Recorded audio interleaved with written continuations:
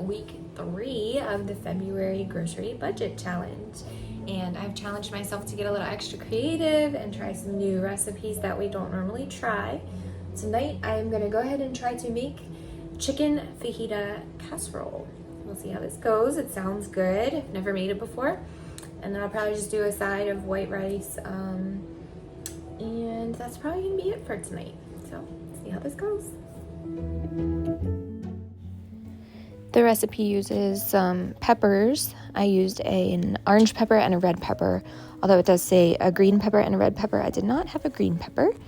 Also some sliced onion, and then cream cheese chicken, cheddar cheese, fajita seasoning, which I mixed up our own here at home as well. I did not have any of that on hand. And I think that's it. And then you just mix everything together, put it in a pan, bake it for a little bit till it's nice and bubbly, and serve it however you would like to. I served it with some salsa and white rice, which was really, really good with the rice. I feel like it would have been really cheesy and heavy had I not mixed it in a little bit with the rice. But you could also easily put it on some tortillas or tortilla chips and make like a nacho bake would be probably really good as well. So yeah, this was a good recipe. It turned out good. I will use this again. My husband enjoyed it as well.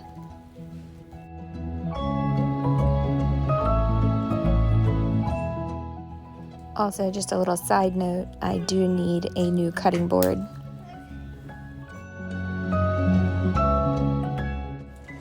This is the homemade fajita seasoning I mixed up here at home. I normally don't keep fajita seasoning on hand.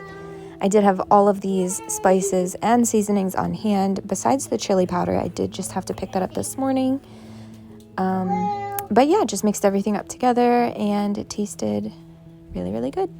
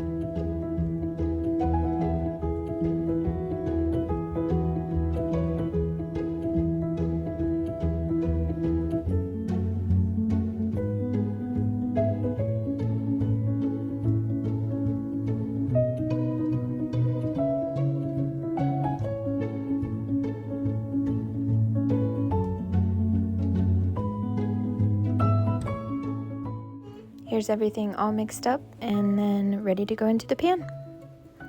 Put in the pan, sprinkle with some additional cheddar cheese, and then bake it for about 25 minutes. And just made some instant white rice for a quick dinner. My husband was given a bag of apples at work and they've gotten a little bit soft, so I decided to try some apple muffins. Apple crumb muffins, I believe is what they're called. I'll link the recipe down below. This is a new recipe again, so I have all the batter mixed up here, just put it in the cups, and then I made a bit of a crumb topping to go on top. They are currently baking and they smell so good, so we are looking forward to trying these as well.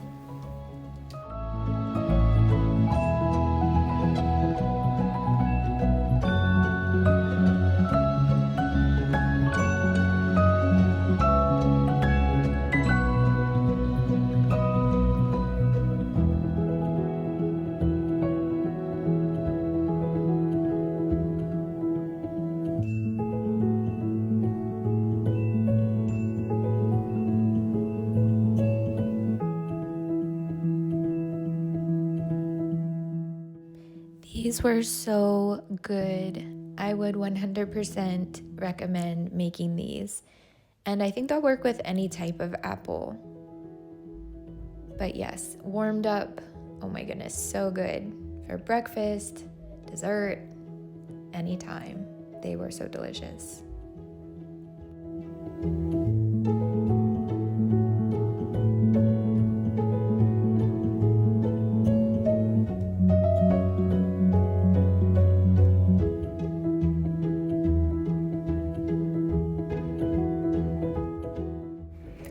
At the start of week 4, this night specifically, I had just warmed up some soup that I had already made. But me and Zoe got to work making some cheesy biscuits, similar to the Red Lobster recipe. She loves helping in the kitchen. These were really, really good.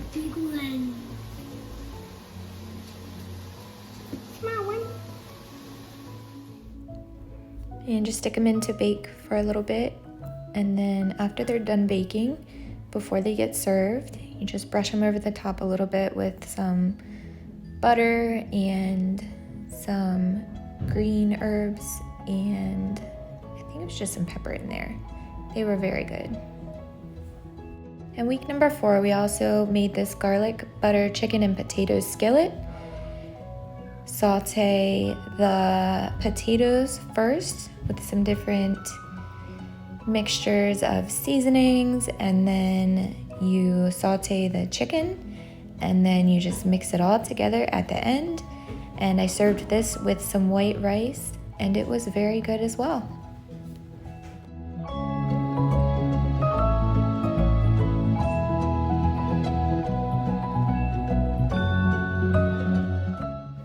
So here's a list week by week of the recipes I was able to try in the month of February. Week 1, I have rated the everything bagel chicken bake and the homemade potato wedges with a dipping sauce, each 10 out of 10, definitely worth trying. Week 2, the chicken bone broth, I gave an 8, only because it needs a little bit of tweaking, otherwise it was good. The homemade fruit roll-ups or fruit leathers, I only gave a 7 for that specific recipe. The kids did not like the seeds that they could still taste from the berries. The chicken fajita casserole in week number 3, I gave a 9. It's a little bit heavy on the cream cheese, otherwise it was good. And in week 3, I also made the easy cinnamon apple muffins. I gave those a 10. Those were 100% worth trying. And then week number 4, the easy cheesy garlic biscuits were a 10 out of 10. And the garlic butter chicken and potato skillet, I'm giving a 9 out of 10.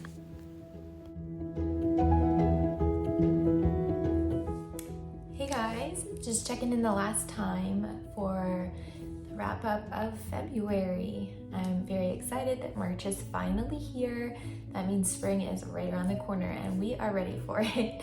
So this was a really fun collaboration to be a part of. Thank you so much if you followed along on our monthly challenge, what I chose to kind of make this month about for our family.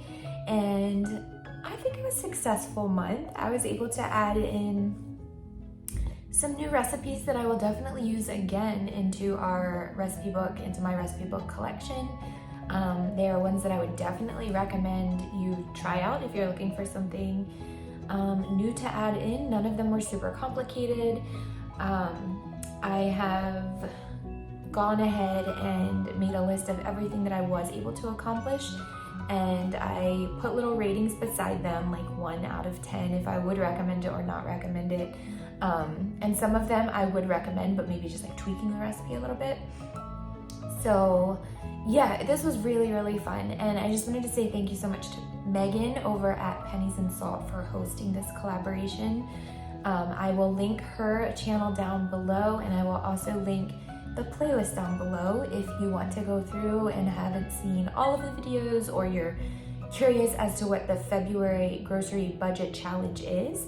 Check out the playlist, and there's a bunch of different moms that have posted videos throughout the month, and just kind of letting everyone know what they have challenged their selves and their family for the month of February that has to do with groceries, eating, food, budgeting, things along those lines. So can be anything in the mix there. Everybody is kind of doing something a little bit different, which has been really, really fun to watch and see and hear some different takes on it. So thank you. If you've watched my videos, go check out some more that are linked down below in the playlist. And yes, thank you again, Megan. This has been really fun because it has not only allowed me to kind of force myself into trying some new things that I'm not maybe used to trying, but it has also opened up some different conversations with different people about recipes and trying new things for their family and sharing recipes. My husband has lined up some time with his aunt who is coming to cook with us one day, some family recipes that she doesn't necessarily have written down, but she is going to come and we're all going to make them together. We're going to include the kids, and yeah, that's going to be really fun. So those are family recipes from his side that have kind of traveled down.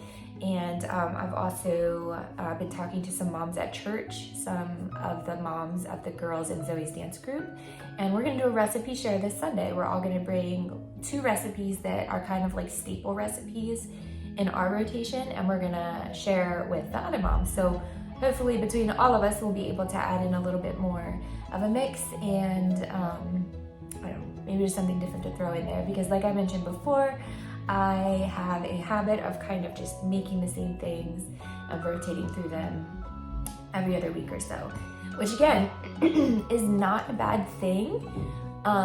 It's actually very easy for meal planning, meal prepping, budgeting, and things like that, but it can get a little bit boring. So it's nice to mix in a little bit of different things sometimes. So that was my goal for this month, and I feel like I did accomplish it. I would have liked to try a couple more here and there, but things are just busy throughout the week with school and church and things going with the kids, as I'm sure you all understand.